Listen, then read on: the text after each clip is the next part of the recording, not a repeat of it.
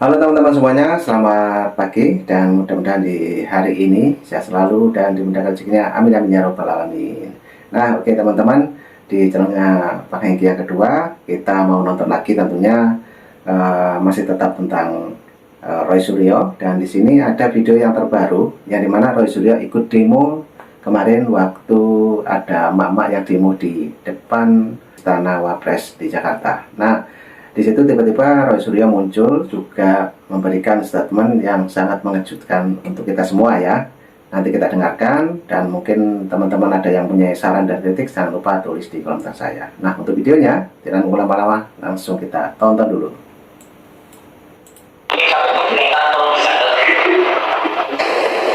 Eksepsi atau keberatan ini ada disinggung, ya, seolah-olah saudara itu dicari-cari kesalahannya seperti itu, ya. Di sini untuk saudara tahu saja bahwa sidang ini tidak terpengaruh dengan apa-apa. Biar saudara tahu, ya, kami tidak ada tendensi politik apa, kami bebas dari masalah politik. Jadi nanti jangan saudara nanti beranggapan pengadilan ini juga alat politik. Tidak. Kami lembaga yudikatif terbebas dari semuanya itu. Oleh karena itu kalau memang dari surat dakwaan ini nanti ada terbukti, ya saudara salah. Kalau terbukti menurut hukumnya saudara dinyatakan bersalah, akan kami hukum. Kenapa imaterialnya itu memang 100 juta? Sebenarnya itu ada plafon tertinggi yang kemudian dipersyaratkan oleh undang-undang dari 500.000 sampai 1. Kalau teman-teman lihat yang waktu itu menjadi bukti yang kita putarkan pada saat sidang pra-peradilan yang pertama, itu luar biasa ya. Jadi saya bisa menceritakan kejadian sesungguhnya begini. Pada hari Kamis atau Senin sebelum itu kami itu baru pulang dari Bandung. Dan sejujurnya, ini benar-benar sejujurnya, hari Jumat siang tuh saya ada 2 undangan, ya gitu, di 2 podcast, ya gitu. Sabtunya saya tuh mau keluar kota, ya. Sabtu tuh mau keluar kota karena ada permintaan konsultasi teknis, ya. Ini nggak ada hubungannya dengan kasus ijazah, tapi konsultasi teknis. Karena saya biasa memberikan konsultasi di luar kota. Dan teman-teman kalau bisa lihat rate-nya itu, ya mungkin akan bisa tahu lah rate seorang konsultan kemudian keluar kota berapa, ya. Konsultan guys, konsultan. Kita dengarkan. Tentu tidak keluar negeri. Saya tidak bisa melakukan keluar negeri, itu kerugian bagi saya karena saya masih dicekal. Dan itu saya bocorkan dikit. Soal pencekalan itu, ya mungkin itu akan kami permasalahkan juga. Kemana? Nanti kita tunggu saja tanggal mainnya. Ya, nah jadi hal-hal itu yang kemudian tidak terukur ya. Kalau dari sisi keuangan. Kemudian yang imaterial. Kalau yang tadi kan material, ya ada 2 podcast, kemudian ada undangan TV juga.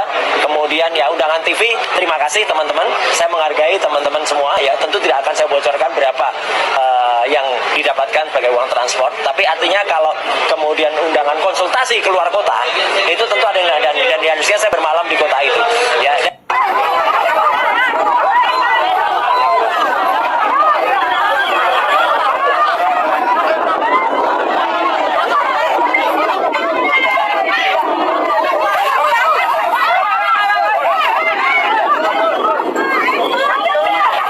Wah, ini situasi demo kemarin ya.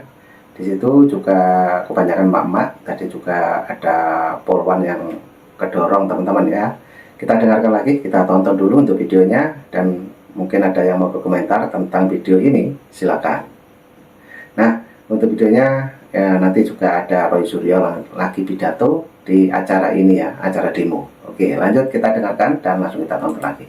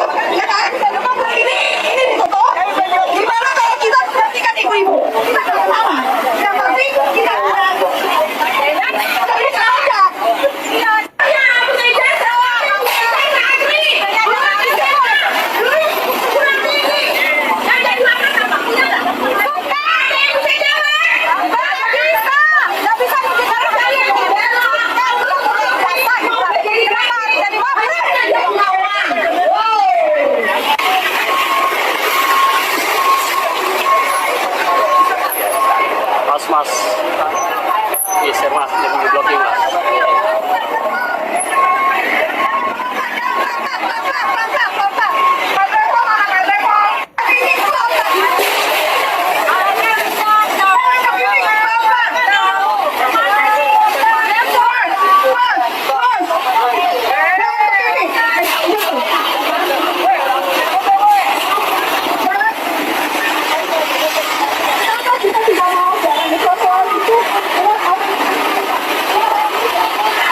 Ini rata-rata orang tua semua yang demo. Dan tadi kelihatan ada bapak tua juga yang sepertinya membawa bendera juga. Dan kita tonton lagi, ini videonya juga masih panjang teman-teman ya, kita tonton.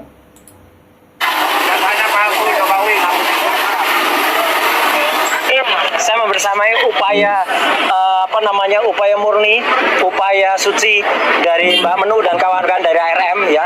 Kami tetap bersama di dalam memperjuangkan kepalsuan dari ijazah Jokowi dan ijazah Gibran anaknya. Ya sekarang mereka insya Allah akan diterima masuk dan kita akan memberikan dari Mbak Menu dan kawan-kawan dari ARM untuk supaya ini masa selembar surat semacam ini bisa meloloskan seseorang untuk masuk ke dalam posisi wakil presiden.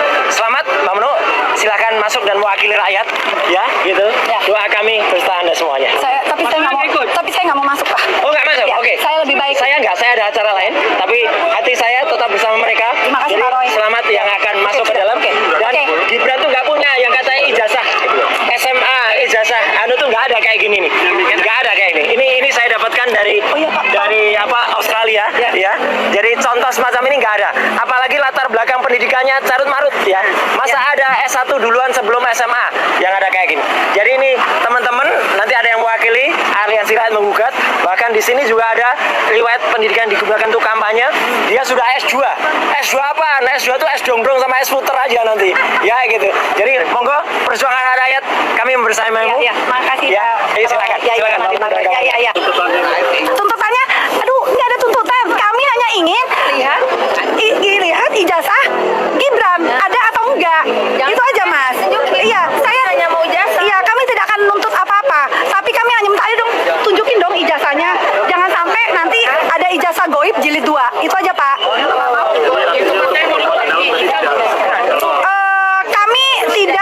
Kami tidak sempat sampai audiensi atau apa ya. Dan memang pihak Gibran sendiri juga tidak. Kami memang hanya ingin bertanya tanpa mau audiensi. Saya hanya ingin menggerakkan hati Wapres. Karena gini, kalau memang seseorang yang jujur pada saat dia ditanya, mana lu punya itu, pasti otomatis akan diberikan. Saya akan coba itu. Jadi memang saya tidak coba untuk audiensi karena saya pikir itu tidak penting. Jadi itu aja, begitu aja. Ya. Menu Wulandari, Presidium Aliansi Rakyat Menggugat. Dalam kasus ini gara-gara penelitian mereka, yang mereka hanya bisa meneliti tapi tidak mau masuk pokok perkara dan membuktikan penelitian mereka. Kita sama saja. Pak Udin, kumat lagi Pak Udin. Dicerumuskan oleh penelitian mereka, sementara mereka buang badan atas penelitian yang selama ini mereka pasarkan kepada seluruh rakyat. Karena itu kita harus masukkan masalah ini ke pokok perkara. Hukum harus ditegakkan. Jaksa, perbaiki dakwaanmu, masuk lagi persidangan, dan pra-peradilan jangan menjadi modus untuk menghindari pokok perkara. Seru kan? Serulah melihat lawan kita berantem. Tapi kali ini ya setujulah sama Kosinudin. Kalau memang Roy Suryo sama Tifa tidak takut masuk sidang pokok perkara, ya nggak usah ajukan pra-peradilan. Roy Suryo, Tifa, berani nggak itu ditantang Kosinudin? Kalau kalian puas nggak teman-teman lihat lawan kita berantem? Puas. Kalau aku sih puas banget. Tulis pendapat kalian di kolom komentar. Salam Jikikis. Harapan Abang sebagai praktisi hukum melihat kasus ini bahkan sudah. Oke, kita break lagi. Waduh, tadi sangat seru teman-teman ya. Waktu demo di situ ada Mbak Menu yang tadi sempat jatuh dan memberikan statementnya. Dan coba kita dengarkan. Jelas malah masih prakit.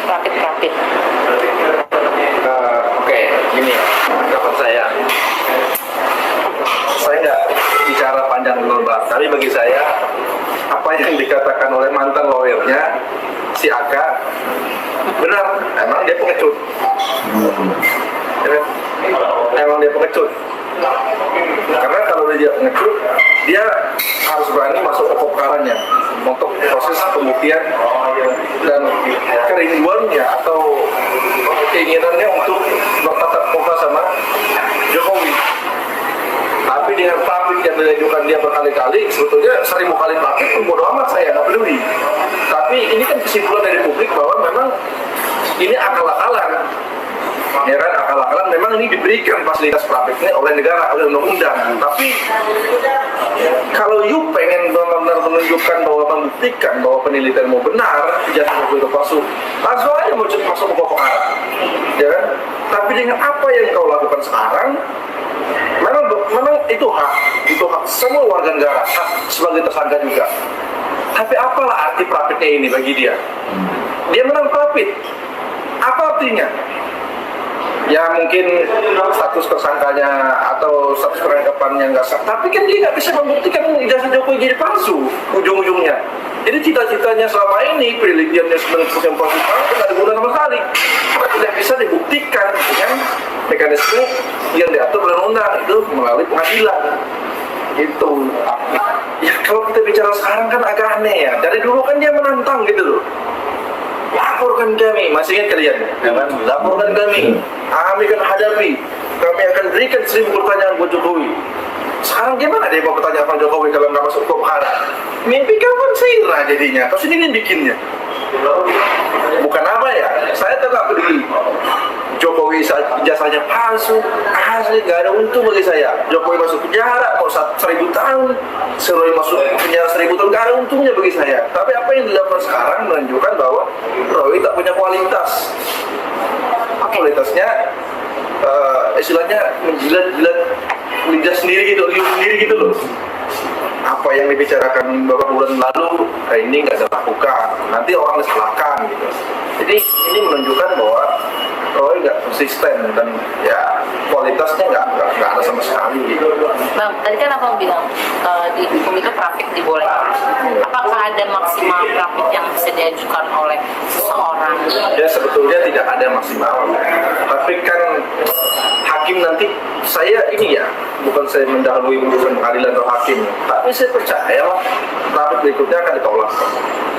Karena kalau kalian ingat kemarin praktik yang ditolak itu, pertimbangan hakim tahu, karena hakim beranggapan mereka menyalahgunakan kesempatan atau wadah praktik itu digunakan untuk hal-hal yang tidak benar. Jadi salah satu pertimbangan hakim ini itu, dan hakim mempergunakan praktik itu dengan cara tidak benar, makanya ditolak. Jadi dia malu sebetulnya, tapi ini mempermainkan pengadilan, ya kan? Dan ini kan menambah citra buruk dari Roy sendiri. Itu. Bang, banyak yang mengatakan dengan Roy seperti ini adalah Roy tidak memiliki alat bukti untuk maju ke pokok perkara. Makanya dia menggunakan cara ini dan bisa menjadikan Dr. Tifa korban untuk korban berikutnya lah sebelum dia, atau menjadi Dr. Tifa itu seperti layangan bagi dia. Gini ya, untuk kasus Roy sama Dr. Tifa ini banyak sekali intrik yang membuat negatif lah bagi mereka dan bagi penegakan hukum di negara kita. Mereka itu merusak jadi karena di internal mereka sendiri pun udah kacau balau kan, jadi pecah kanan, mulai dari Rismon, Prof. Egy Sujana, sekarang sama Aka udah gak karu-karuan dah ini sekarang mereka. Dan kita nggak tahu mekanisme apa yang akan terjadi. Apakah ada perpecahan antara Roy sama Dr. Tifa? Bisa terjadi, karena itu sudah ada pengalaman di internal dulu harmonis, istilahnya peluk-pelukan satu kasur istilahnya kan. Mereka sering jelek-jelekin ya kan, di media sosial lagi sering perang-perangan, kan bilang satu pengecut, bilang ini nggak punya kapasitas mau pilih saya. Nah, bisa saja terjadi antara Roy sama Dr. Tifa ini ada perpecahan. Kalau begini situasinya. Sekarang si Roy tapi terus Dr. Tifa berperang di pokok perkaranya sekarang kan, walaupun kemarin eksepsinya diterima kan, tapi kan proses salah satu eksepsinya di situ, tapi kan itu tidak punya apa ya, nilai apa sebetulnya, karena perkaranya masih tetap bisa dilanjutkan. Toh juga hakim sudah memberikan saran kok kepada kepada JPU kan, apa harus diperbaiki, menggunakan pasal apa, ya sudah, tinggal JPU gunakan itu di perkaranya. Nah, oke teman-teman, videonya sudah habis. Apa yang di framing Roy Suryo tadi, waktu ada demo, dia tiba-tiba muncul dan memberikan statement. Dia membawa semacam ijazah yang dari Australia katanya, dan menyuruh Menuk masuk ke istana. Nah, mungkin teman-teman ataupun penonton semuanya yang menonton di channelnya Bang Hengki, mungkin ada yang mau berkomentar tentang demo tadi yang mengenai ijazah Mas Wapres, yaitu Mas Gibran, dipertanyakan, dan mungkin ada yang mau berpendapat lain, silakan tulis di kolom komentar saya. Oke teman-teman, cukup itu dulu. Mas Hengki mengucapkan terima kasih dan sehat selalu. Salam keluarga. Assalamualaikum warahmatullahi wabarakatuh. Sampai jumpa.